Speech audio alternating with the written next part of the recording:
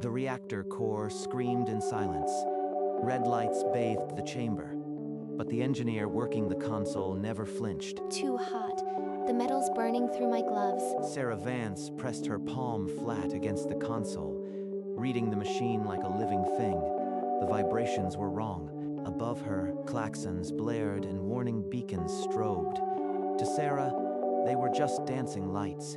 That shudder. It's a pressure buildup, not a routine fluctuation. Something's feeding the reaction. She planted her feet and felt the floor thrum, a sick, escalating frequency that promised a meltdown. Temperatures climbing too fast. The safeties should have kicked in by now. The sirens were meant to trigger panic, to force evacuation. But in Sarah's world, panic had no sound. If the coolant flow doesn't balance, the core will breach. Think, feel the rhythm. Her hands moved across the console, never hesitating, guided by vibrations no one else could feel. The coolant valves are sticking open in sequence, one after another. That's not a random glitch. That's a pattern printed on a kill board. The overclocked feed pumps, the stuck relief valve, the flow control bypass, all failing in a deliberate cascade. Sarah cataloged each anomaly silently, her mind running through sabotage scenarios she'd only ever drilled for. This is sabotage. Someone programmed this cascade to look like an accident. A text blinked onto the console, stark against the red alerts. Facility lockdown engaged. Security feeds down. Stay put. Ria Kim, dispatch. Lockdown. Right when I need backup. That's not a coincidence. She typed a reply, fingers steady despite the heat and the tremors shaking the floor. Her reply cut through the alerts. Sabotage pattern, not an accident. I need reactor isolation now. They wanted me to evacuate. The alarms were supposed to chase me out of here. But Sarah didn't move. She had no reason to trust the alarms, and now she had no reason to trust anyone outside this room. This reactor isn't failing. It's being murdered, and I am the only one left to stop it. Someone just reversed the flow on the secondary coolant pump. They're trying to cook the core from inside. She slammed the manual override on the pump control, feeling the shudder of the coolant restarting through her boots. This steam pipe, the vibration just spiked. It's going to rupture. The overhead steam line ruptured exactly where she'd predicted. A scalding cloud billowed through the catwalk. She was already 3 steps clear. They're not just sabotaging randomly. They're watching, reacting to me. Then the console to her left erupted in an arc of blue electricity, showering her in sparks. She shielded her eyes and kept working. 3 traps in less than 2 minutes. They're panicking. That gives me a window to move. She typed another message to dispatch. Override sabotage lockout on corridor 7E. I need access to the secondary panel. The reply from Ria was immediate. Corridor 7E, override granted. Proceed, but be careful. The internal cams are still down. I can't trust dispatch. I have to trace the vibration to its source. I have to find him myself. Sarah left the main console and moved down the corridor, the vibrations mapping a path in her boots. The faults line up perfectly. Not random. Someone ran this sequence in simulation. At the secondary terminal, she activated the holographic system map. Red fault markers bloomed across the core like a spreading infection. 3 insertion points, all linked through the engineering override system. That takes high-level clearance. She traced the command log. Every trigger had been authorized from the dispatch tower, minutes before the alarms started.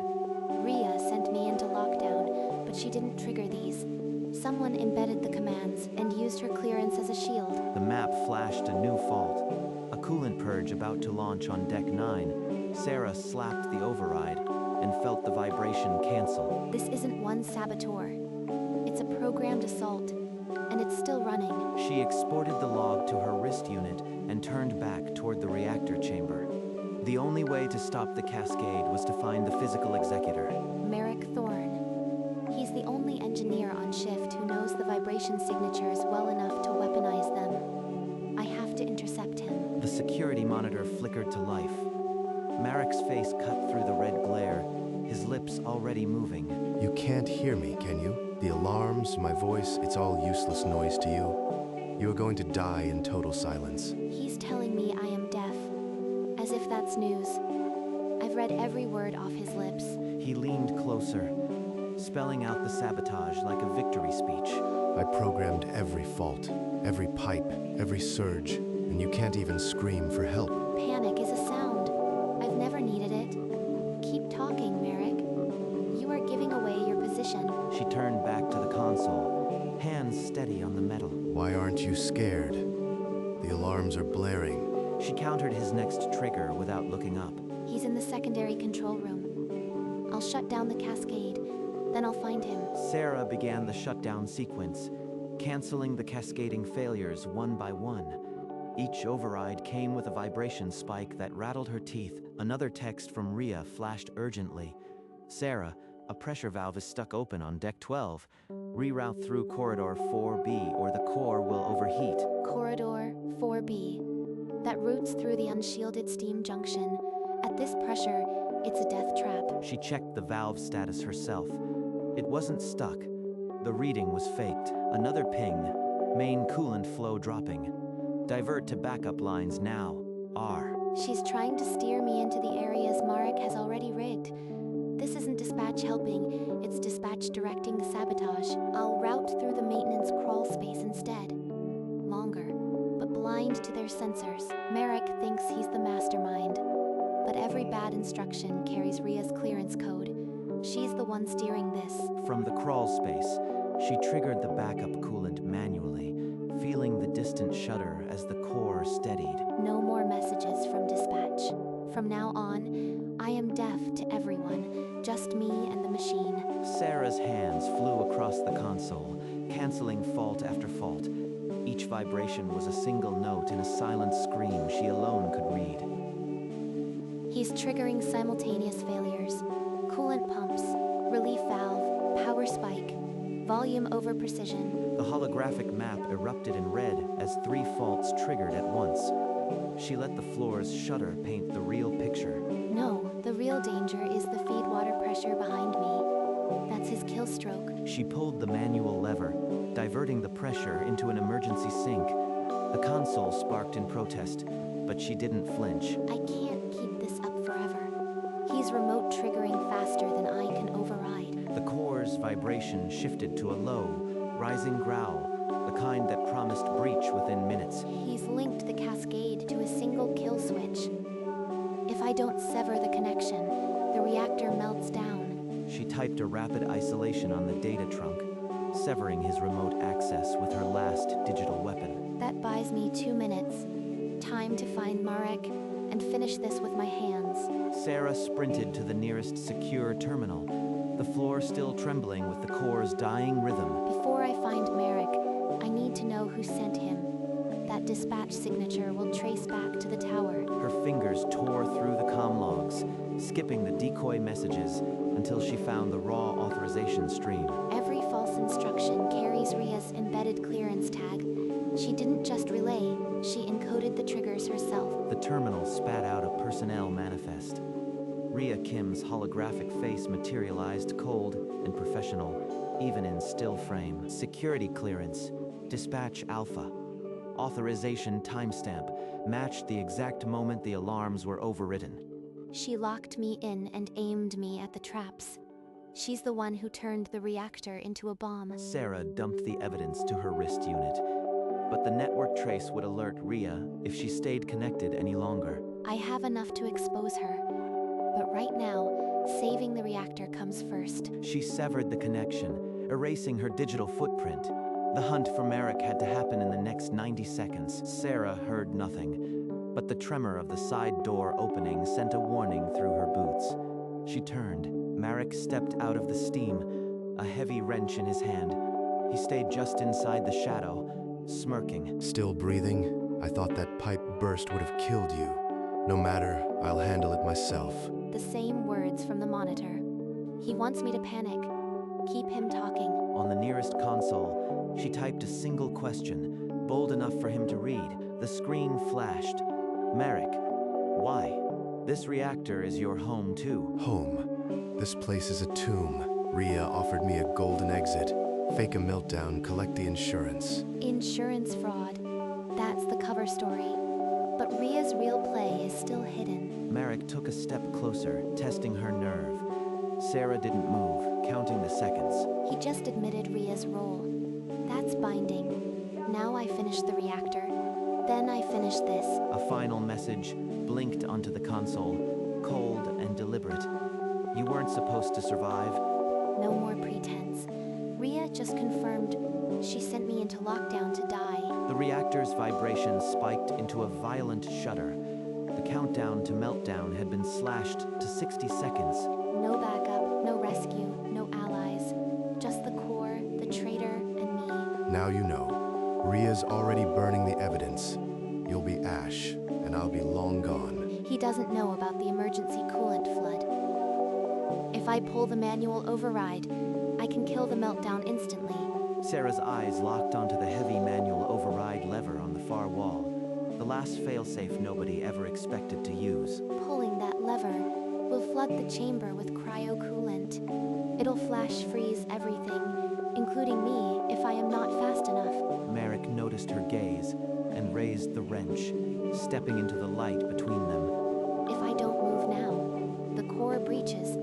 If I do, I might not walk out. Move. Marek lunged, wrench swinging in a wide arc. Sarah felt the floor tremor telegraph his weight shift a half-second before he moved. She sidestepped, letting the wrench smash into a console behind her. Sparks erupted, but she was already turning, grabbing a frayed cable. The cable whipped across Marek's face and chest, driving him backward into the steam. You think a cable will stop me? I built half these systems with my own hands. The core's frequency is hitting red line. 30 seconds. He's just an obstacle. Marek stumbled over a floor grating and crashed into a diagnostic console, glass shattering around him. That bought me a moment. I have to reach the lever before the vibration kills the floor under me. She sprinted, boots sliding on metal grating, the manual override lever now just 3 meters away. Sparks showered from a burst panel as she ran. He's getting up. He's still between me and the lever. Her fingers brushed the cold handle as Marek lunged again, wrench raised for a final blow. The core vibration hit a screaming frequency. Even Sarah could feel in her bones the point of no return. Pulling the lever will flood the chamber with liquid nitrogen. I'll freeze in seconds if I am not clear, but if I don't, the radiation burst will escape and kill the entire city, everyone. Don't you dare. That lever will kill us both. Sarah ignored him and threw her weight against the lever. Muscles straining against the pressure lock, Marek grabbed her arm, trying to wrench her away, but she kicked backward, connecting with his knee. He stumbled. He's not letting go. I have to finish this right now. She slammed her free elbow into his ribs, and for a half-second, his grip weakened. With a final, desperate lunge, she forced the lever down to its locked position. A deep, mechanical clunk resonated through the floor, and the chamber lights flickered to emergency blue. The cryo-coolant erupted from the overhead conduits, a blinding white fog that swallowed the chamber whole. Marek was caught mid-lunge, the wave crushing him against a console. He went limp before the ice even formed. The cold seized my lungs before I could take a breath. Every nerve on fire, then nothing. Ice crystallized on every surface. Pipes, railings, the floor grating, turning the chamber into a frozen crypt. Marek lay pinned under a fallen beam, frost already spreading across his face and chest. Move, find heat, but the cold is turning my thoughts to sludge. Through the iced-flecked glass, the reactor core's orange glow flickered, then began to dim, the meltdown starving. She pressed her palm to the frozen pipe. No vibration. The machine was finally quiet. Can't feel my hands. My heart is slowing. I need to stay awake. She slumped against the lever, breath misting in the blue emergency light. The silence absolute around her. Sarah forced her eyes open, breath a frozen cloud. Her limbs screamed in protest as she pushed herself upright. She dragged herself across the icy grating, every movement a war against the cold that had seized her muscles. At the monitoring panel, she pressed her palm flat, waiting for the telltale shudder of a dying core. The screen showed the truth first. Core temperature plummeting, meltdown cascade aborted. Then she felt it. The pipe under her hand was still. No vibration. The reactor was in cold shutdown. She looked over at Marek, still pinned beneath the beam, frost claiming his collar and hair. The comm panel spat static. The lockdown still held. No one was coming yet. The city doesn't know they were seconds from dying, but I know. That's enough. She pulled her knees to her chest, conserving every degree, and waited in the tomb she had built. The Klaxons outside would be screaming for rescue now. But in here, there was only the hum of a saved city. She crawled to the comm panel, fingers clumsy with frost. Only static answered. No voice, no signal. Then the status lights above the blast doors shifted. The red died, replaced by a slow, pulsing green. The external alarms must be shrieking. Someone finally noticed the core spike. She felt the floor vibrate with a new rhythm, heavy doors grinding against their frozen seals. The lockdown is breaking. Someone is coming through. She forced herself upright, using the console for support, and faced the blast doors like a monument of ice and will. The green pulsed faster, and the door seals hissed as warm air from outside began to seep through the cracks. Stay awake. They're almost here. Frost cracked from the door motors as hidden hydraulics fought the ice, each shudder a promise. She pressed her palm to the cold metal, and for the first time felt the tremors of rescue, not destruction. The blast doors ground open, and blinding work lights pierced the frozen dark. Hazmat-suited figures poured through the gap, helmet lamps sweeping the ice. They found Sarah on her feet, frost-rimed and shivering, one hand still pressed against the door, like she had been guiding them in. They're here. I don't need to hear them. I just need to stay conscious. A medic rushed to her, wrapping a thermal blanket around her shoulders. Sarah gestured weakly toward the reactor core before her knees buckled. Other crew members spotted Marek beneath the fallen beam. They pulled him free and secured his wrists with a magnetic restraint through the fog of hypothermia. Sarah tried to sign to the medic, but her hands were too frozen. She pointed instead to the console, to the stable readouts. The reactor's safe. That's the only report they need. The medic nodded, understanding what words couldn't convey in the chaos, and began treating her frostbitten fingers. Marek was lifted onto a stretcher, his head lolling. The medics exchanged grim looks. He was alive, but only just, as the rescue team worked.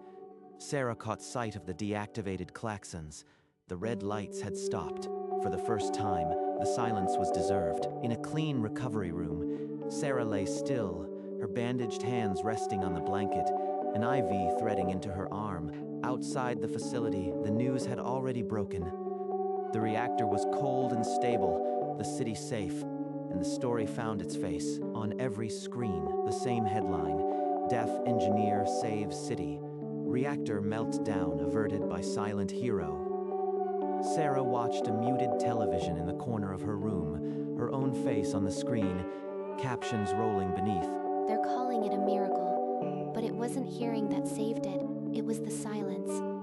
My silence. A nurse checked her vitals, and Sarah flexed her bandaged fingers experimentally. The pain a reminder that she was still here. The whole city heard the alarms and panicked. I couldn't hear them, so I kept working. That's not a tragedy.